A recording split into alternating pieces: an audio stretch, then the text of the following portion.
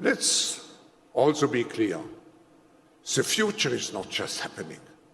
The future is built by us, by a powerful community as you here in this room. We have the means to improve the states of the world. But two conditions are necessary.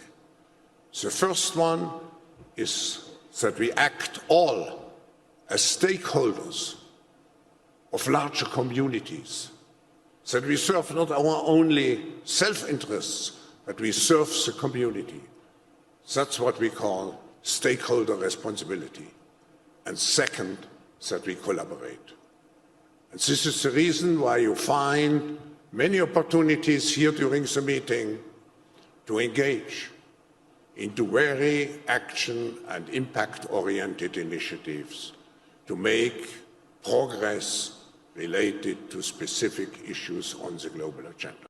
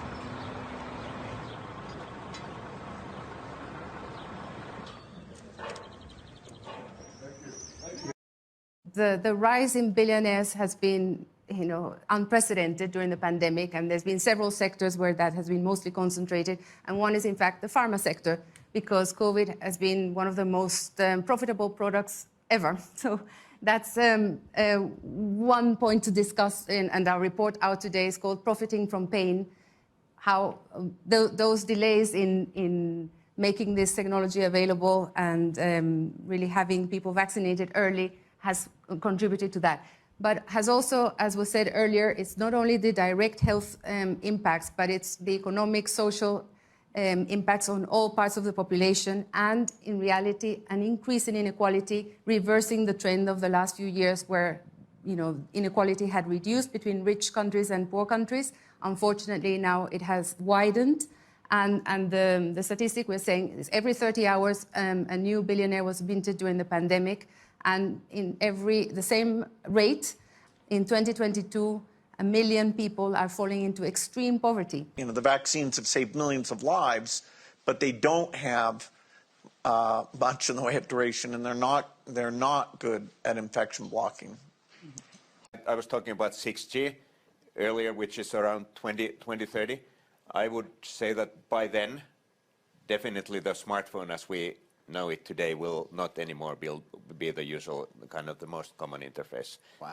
Many of these things will be built directly into our bodies. Very close. Holograms will be very, very high quality in the era of 6G. I've already seen 5G-based hologram demonstrations. They already work, but then with the next generation technology, I mean, we could be having this meeting so that in reality we would be sitting in different parts of the world. All right, well, I've enjoyed seeing you for the last time I'll ever see you in person. I look forward to seeing you at the next Davos. Thank you very much to our amazing panelists and a wonderful conversation.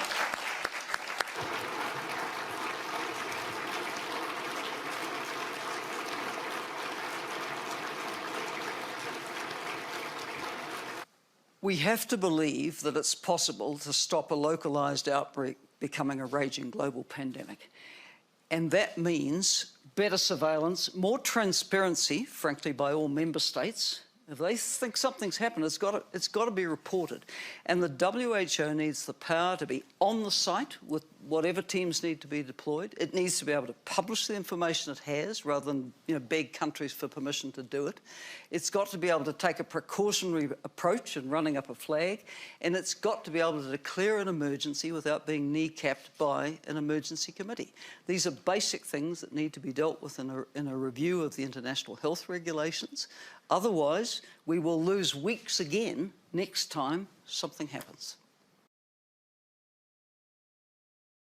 We're a little distracted right now, so getting the debate going is happening slowly. That's why this panel is so important, is because it needs more discussion about exactly what form it takes. But, I think this one is not super expensive compared to the benefit.